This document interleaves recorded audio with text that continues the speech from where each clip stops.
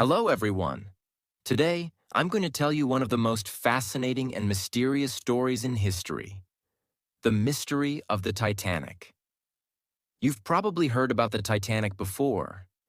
Maybe you've seen the famous movie or read about it in books. But I promise you, after listening to this, you will feel like you're hearing this story for the first time. I'm going to tell you everything in great detail, and some things might even surprise you. So, sit back, relax, and let's dive into the world of the Titanic. By the end of this story, you will not only learn about the Titanic, but also improve your English skills. The Titanic was not just a ship. It was a dream, a symbol of luxury, success, and human achievement. Let's go back to the early 1900s when ships were the main way to travel across oceans. At that time, two shipping companies, White Star Line and Cunard Line, were competing to build the best and most luxurious ships in the world. Cunard Line had two fast and famous ships, Lusitania and Mauretania. These ships were fast, but White Star Line wanted to do something different. They didn't just want speed, they wanted luxury, comfort, and size. White Star Line decided to build three ships that would be the largest and most luxurious in the world: Olympic, Titanic, and Britannic. Out of these, Titanic became the most famous, but not for the reasons the company hoped. The Titanic was built in Belfast, Northern Ireland, by a shipbuilding company called Harland and Wolff. The construction started in March 1909 and took almost 3 years to complete. Thousands of workers worked day and night to build this giant ship. It was 882 feet, 269 meters long, and 175 feet, 53 meters, tall. Imagine this. The Titanic was almost the size of 3 football fields placed end to end. Now let's talk about why the Titanic was called unsinkable. The ship had 16 watertight compartments, and the engineers believed that even if 4 of these compartments filled with water, the ship would still float. This technology was so advanced at the time that people thought it was impossible for the Titanic to sink. The vice president of White Star Line, a man named Philip Franklin, was so confident that he said in front of the public, "The Titanic is unsinkable." Everyone believed it. The media wrote about it. It became the ship that could never sink. Now let's step inside the Titanic and see what made it so luxurious. At that time, traveling on the Titanic was not just a journey. It was an experience. The ship's interiors were designed to look like a 5-star hotel. In fact, many people said that the Titanic was even better than the best hotels in the world. The wood paneling on the walls was carved by hand and polished to shine. The stained glass windows sparkled in the sunlight. There were 2 grand staircases, and one of them, the first-class grand staircase, became iconic. It was decorated with iron railings, gold details, and a beautiful glass dome above it. This staircase connected several decks and was where wealthy passengers would gather to show off their expensive clothes and jewelry.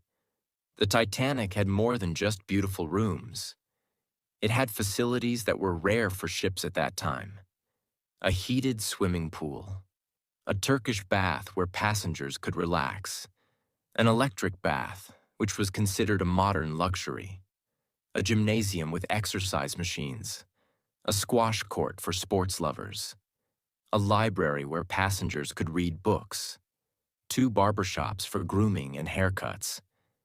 There were also restaurants, cafes, and smoking rooms where passengers could socialize. One of the restaurants, called the à la carte restaurant, was so fancy that you had to pay extra to eat there. The first-class cabins were decorated with silk curtains, elegant furniture, and the finest bedding.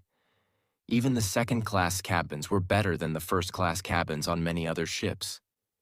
The third-class cabins, though simple, were still more comfortable than those on most ships of that time. The Titanic cost $7.5 million to build in 1912, which is about $200 million today. Tickets were also very expensive. A first-class ticket cost $4,350 back then, like paying $100,000 today. Second-class tickets were $60, about $1,500 today. Third-class tickets were $15 to $40, around $400 to $1,000 today. The Titanic was a luxury ship, and only the richest people could afford first-class tickets. When the Titanic was finally completed, people all over the world were excited. It was the biggest ship ever built. Famous actors, businessmen, and wealthy families booked their tickets months in advance. Everyone wanted to be part of the Titanic's maiden voyage, its first journey from Southampton, England to New York City, USA. The Titanic set sail on April 10, 1912. Crowds of people gathered at the port in Southampton to see the ship off. Families waved goodbye to their loved ones, and photographers clicked pictures of the grand ship as it slowly left the dock. On board were 2,224 passengers and crew members. Some of the wealthiest people in the world were there, including John Jacob Astor IV, one of the richest men in the world; Molly Brown, a famous socialite; Isidor Straus, the co-owner of Macy's department store, and his wife, Ida Straus. There were also immigrants traveling in third class, hoping to start a new life in America. For them, the Titanic represented hope and opportunity. The Titanic's journey started smoothly. The ship was cruising at a speed of 21.5 knots, which is about 10 kilometers per hour. Everything seemed perfect. Passengers enjoyed the luxurious facilities, relaxed in their cabins, and dined in the elegant restaurants. The weather was calm, and the sea looked peaceful. But just 2 days into the voyage, the Titanic received its first ice warning. It was a message from another ship, warning about icebergs in the North Atlantic. At that time, icebergs were common in the area, especially in April, but nobody worried too much. After all, the Titanic was unsinkable, right? The Titanic's journey continued, and by April 14, 1912, it had been sailing for 4 days.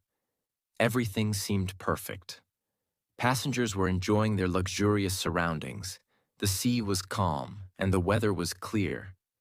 But no one knew that this peaceful day would turn into a disaster that the world would never forget.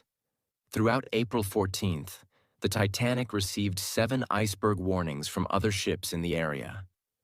These messages were sent through Morse code, a way of communicating using dots and dashes. Each warning informed the Titanic's crew about large icebergs ahead in the North Atlantic. Here's what happened with these warnings. Some of the messages never reached the captain, Edward John Smith, because they were not marked as urgent. Some were sent to the Marconi wireless operators, who were busy sending messages for passengers and didn't give the warnings much attention. Even the warnings that did reach the captain were not taken seriously. Captain Smith believed the Titanic was safe. The ship was advertised as unsinkable, and many people trusted this claim. Even though the warnings suggested danger ahead, the captain did not slow down the ship. The Titanic continued at its maximum speed of 21.5 knots, which is about 40 kilometers per hour. The night of April 14th was unusually dark. The moon was not visible, and the stars provided little light. This made it difficult to see anything in the distance. The sea was also unusually calm, which might sound like a good thing, but it wasn't. Normally, waves would crash against icebergs, making them easier to spot. But that night, the water was so smooth that the icebergs were almost invisible. On the ship's deck, 2 lookout men, Frederick Fleet and Reginald Lee, were stationed in the crow's nest, a small platform high above the deck. Their job was to watch for any dangers ahead, especially icebergs. They didn't have binoculars because the officer who had them left the ship before the journey. and forgot to hand them over. This made their job even harder. At 11:39 p.m., everything changed. Frederick Fleet, sitting in the crow's nest, saw something dark and massive directly in front of the ship. At first, he wasn't sure what it was. Then, as the Titanic got closer, he realized it was an iceberg, a huge one. Fleet immediately rang the warning bell 3 times. This was the signal for danger. He then grabbed the phone and called the bridge, where officers controlled the ship. He shouted, "Iceberg right ahead!" The officers on the bridge, including First Officer William Murdoch, reacted quickly. Murdoch ordered the crew to turn the ship to the left, reverse the engines to slow the ship down. But it was too late. Just 37 seconds after the iceberg was spotted, at 11:40 p.m., the Titanic crashed into it. The iceberg was enormous, 200 feet high and 400 feet long. According to researchers, it was about 100,000 years old and weighed around 1.5 million tons. The collision caused pieces of ice to fall onto the deck of the Titanic, but the real damage was happening below the waterline. This is one of the biggest mysteries of the Titanic. How could a piece of ice damage a ship made of solid metal? To understand this, let's look at a few important details. 1. The iceberg's weight and strength icebergs are not soft like ice cubes in your drink. They are massive and solid, with sharp edges that can act like knives. The part of the iceberg above water was only a small fraction of its total size. Most of it was underwater, making it extremely heavy and powerful. 2. The Titanic's steel. The Titanic was made of steel, but the steel used in 1912 was not as strong as the steel we use today. It became brittle in very cold temperatures, and the North Atlantic was freezing that night. When the iceberg hit the Titanic, the steel plates cracked instead of bending. 3. The rivets. The metal rivets that held the Titanic's steel plates together were another problem. Some of these rivets were made of a weaker material called wrought iron. When the iceberg hit, these rivets popped out, creating gaps in the ship's hull. As the iceberg scraped along the Titanic's side, it opened 6 narrow holes below the waterline. These holes were small, but water began pouring in at an alarming rate. When the collision happened, most passengers didn't realize anything was wrong. Some people felt a slight jolt, while others heard a grinding noise as the iceberg scraped along the ship. In the first-class dining room, a few people joked, "What was that? Did we hit something?" In the engine room, however, the crew knew the situation was serious. Water was rushing into the lower decks. The Titanic's watertight compartments were supposed to keep the ship safe, but the iceberg had damaged more compartments than the ship could handle. Scientists believe the iceberg that hit the Titanic started as part of a glacier in Greenland. Over thousands of years, it broke off and drifted into the North Atlantic. By the time it hit the Titanic, it was one of the largest icebergs in the area. Its size and weight made it unstoppable. By midnight, water had flooded the first 5 compartments of the Titanic. This was a critical problem. The ship's design could handle flooding in 4 compartments, but not 5. Captain Smith was informed of the damage, and he realized the Titanic was in serious trouble. The ship, once called unsinkable, was now sinking. But most passengers were still unaware of the danger. The music in the first-class lounge continued to play, and people were still talking and laughing.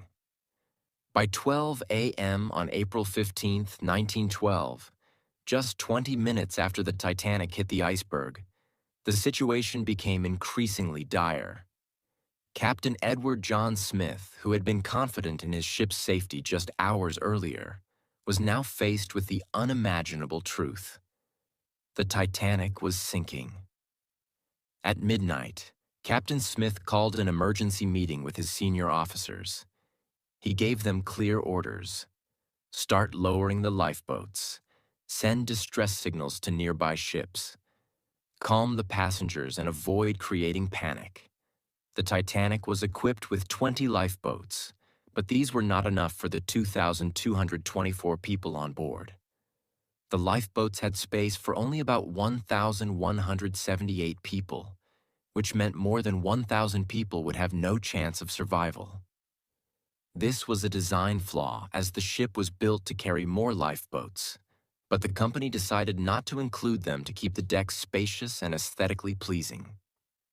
As the crew began lowering lifeboats, the Titanic's wireless operators, Jack Phillips and Harold Bride, started sending distress signals using Morse code. They used the call sign CQD, which meant Come Quick Distress. Later, they also used SOS, the new international distress signal that was easier to recognize. One of these distress signals was picked up by the RMS Carpathia, a passenger ship about 58 miles, 93 kilometers away. The Carpathia's captain, Arthur Rostron, immediately ordered his crew to change course and head toward the Titanic. The Carpathia could travel at a maximum speed of 17 knots, but even at full speed, it would take 4 hours to reach the Titanic. Meanwhile, other ships like the SS Californian were closer but did not respond in time. The Californian's wireless operator had gone to bed and didn't hear the distress calls. As the crew lowered the lifeboats, confusion and fear spread among the passengers. Most people didn't understand how serious the situation was. The Titanic was still brightly lit, and the band continued to play cheerful music to keep everyone calm. In first class, some passengers hesitated to leave their luxurious surroundings. They thought the lifeboats were just a precaution. In third class, passengers faced a much harder time. Many were trapped in the lower decks and struggled to find their way to the lifeboats. Language barriers made it even worse, as many third-class passengers were immigrants who didn't speak English. By 12:30 a.m., the first lifeboat was lowered into the freezing Atlantic Ocean. It had space for 65 people, but only 28 passengers were on board. This was a common pattern throughout the night. Many lifeboats left the Titanic half empty because passengers didn't believe the ship was sinking or thought they'd be safer staying on board. As water continued to pour into the Titanic, it became clear that the ship's watertight compartments were not enough to save it. These compartments were designed to keep water contained, but they only extended partway up the ship. Once the water reached the top of these compartments, it began spilling over into the next ones. By 1:30 a.m., the bow, front of the Titanic was fully underwater. The ship began to tilt forward, and panic spread among the passengers. As the lifeboats filled and were lowered, the passengers faced another deadly threat: the icy water. The temperature of the North Atlantic that night was -2 degrees Celsius, 28 degrees Fahrenheit, cold enough to cause hypothermia within minutes. Most passengers and crew who entered the water without a lifeboat did not survive. The Titanic had 2,224 people on board, but only 705 survived, most of them in lifeboats. At around 2:15 a.m., the Titanic's situation reached its breaking point, literally.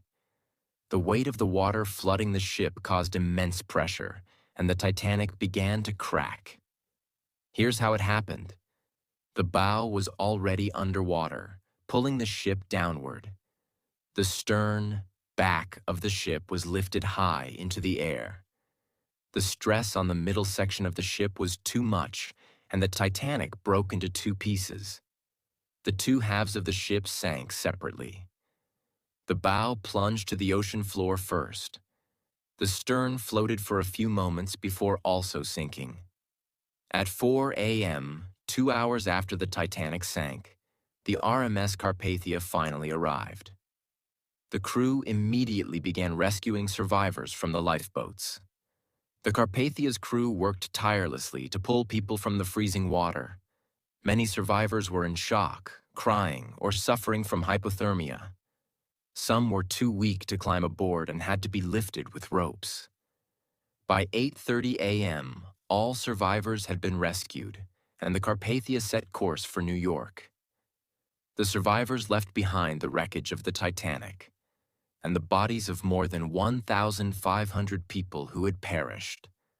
After the Titanic tragedy, the world wanted answers. How could such a grand and unsinkable ship sink? Why did so many lives get lost? As investigations began, one shocking controversy came to light: the mysterious role of another ship, the SS Californian, which was just 37 kilometers, 20 miles away from the Titanic when it sank. The SS Californian, a British steamship, was sailing in the North Atlantic on the night of April 14, 1912, the same night the Titanic struck the iceberg. Unlike the Titanic, the Californian wasn't rushing to make headlines. It had stopped for the night because of ice warnings and was surrounded by icebergs. Its engines were off, and it was stationary in the cold, quiet ocean. At around 11 p.m., the crew of the Californian spotted a large ship in the distance. This was the Titanic. From their deck, they could see the lights of the enormous vessel. When the Titanic began sinking, its crew launched rocket flares into the sky as a distress signal. These white flares were visible for miles and were meant to alert nearby ships that something was wrong. The crew of the Californian saw these flares. One of their officers, Second Officer Herbert Stone, reported to his captain, Stanley Lord, that he had seen the rockets. Stone also noted that the large ship appeared to be stopped. However, Captain Lord dismissed the situation, assuming it was nothing serious. He believed the ship might be holding a party or celebration, which was not uncommon for wealthy passengers. One of the most critical mistakes made by the Californian was turning off its radio, wireless, for the night. The wireless operator, Cyril Evans, had gone to bed at 11:30 p.m., shortly before the Titanic began sending distress signals. This decision proved catastrophic. If the Californian's radio had been on, its crew would have heard the Titanic's SOS calls and could have responded immediately. The ship was close enough to reach the Titanic in time to rescue hundreds of passengers who later died in the freezing water. The question remains: could the Californian have truly saved lives? Distance. The Californian was 20 miles away, a distance it could have covered in about 2 hours. While it might not have arrived before the Titanic sank, it could have rescued many people from the lifeboats in freezing water. The Titanic sank at 2:20 a.m., and the Californian could have reached the site by 2:30 or 3 a.m., far earlier than the RMS Carpathia, which arrived at 4 a.m. Even saving 100 or 200 more lives would have drastically reduced the scale of the tragedy. The controversy surrounding the Californian led to significant changes in maritime practices. 24/7 radio operators. Ships were required to keep their wireless radios manned at all times to ensure no distress signals would go unheard. Clear signals. New guidelines were introduced for distress flares, making it clear that rockets in the night sky always meant danger, not celebrations. Responsibility to investigate. Ships were instructed to investigate any unusual activity, such as flares or nearby vessels appearing stationary. Captain Stanley Lord's reputation was permanently damaged by the inquiry. Lord spent the rest of his life trying to clear his name, but the controversy followed him until his death in 1962. The Titanic was not just a ship, it was a symbol of human ambition, luxury, and dreams. But in one tragic night, all of that was lost to the icy waters of the Atlantic. Even today, over a century later, the Titanic remains one of the most fascinating stories in history. After the Titanic sank on April 15, 1912, it disappeared into the dark depths of the Atlantic Ocean. For decades, No one knew exactly where the ship rested. People could only imagine what it looked like under the sea. Many believed the wreck would never be found, as it sank to a depth of 12,500 feet, 3,800 meters, far beyond the reach of most explorers at the time. It wasn't until 1985, 73 years later, that the Titanic was finally discovered. Dr. Robert Ballard, a deep-sea explorer, and his team used advanced technology to find the shipwreck. They sent a robotic submarine to explore the ocean floor, and what they found was breathtaking. The bow, front of the ship was relatively intact, while the stern, back, was twisted and broken, evidence of the ship splitting in two before it sank. Around the wreck, there were shoes, dishes, luggage, and other personal belongings of the passengers, a haunting reminder of the lives lost. Since its discovery, scientists have studied the wreck and found that it's slowly being destroyed. Bacteria and salt water are eating away at the metal. According to experts, the Titanic could completely disintegrate by 2030, leaving nothing but memories. Despite this, the fascination with the Titanic continues. It's not just about the ship itself, but what it represents. The ambition to build something extraordinary. The tragedy of overconfidence. The human stories of survival, loss, and courage. In 2012, to mark the 100th anniversary of the Titanic's sinking, Australian billionaire Clive Palmer announced an ambitious plan to build a modern replica of the Titanic called Titanic 2. Titanic 2 would have the same luxurious design as the original, including grand staircases, elegant dining rooms, and vintage cabins. However, it would include modern safety features, such as more lifeboats and advanced navigation systems, to ensure history wouldn't repeat itself. The ship was planned to sail on the same route as the Titanic, from Southampton to New York. While the project generated a lot of excitement, it has faced delays and challenges. To this day, Titanic 2 has not been completed, but the idea shows how deeply the Titanic's legacy lives on in people's hearts. 705 people survived, most of whom were women and children. Over 1,000 men perished as they gave up their spots on lifeboats for others. The Titanic taught the world many lessons. 1. Overconfidence can be dangerous. People believed the Titanic was unsinkable. This overconfidence led to mistakes, such as not having enough lifeboats and ignoring ice warnings. 2. Respect. Nature. The iceberg was a reminder that nature is powerful and unpredictable. Even the most advanced human creations can be humbled by the forces of nature. 3rd, plan for the worst. The Titanic disaster changed safety regulations forever. Ships are now required to have enough lifeboats for everyone on board. Radios must be manned 24/7, and safety drills are mandatory. The Titanic's story is a mix of glamour, tragedy, and mystery. People are drawn to it because it feels like a cautionary tale about human ambition and arrogance. The ship's wreck at the bottom of the ocean is like a time capsule, preserving a moment in history. But more than anything, it's the stories of the people on board, their bravery, sacrifices, and humanity that keep the Titanic alive in our hearts. The Titanic story is not just about loss, it's about learning and growing. Here's what we can take away. Never give up. The survivors of the Titanic faced unimaginable trauma, but many went on to rebuild their lives. Their resilience is an inspiration to us all. 2. Always be prepared. Life is unpredictable. Whether it's a shipwreck or a personal challenge, being prepared can make all the difference. 3. Learn from mistakes. The Titanic's tragedy led to new safety standards that have saved countless lives. Mistakes are not the end. They're opportunities to grow and improve. And so, the mystery of the Titanic is not just a story of a ship. It's a story of humanity. It's a reminder of what we can achieve and what we must avoid.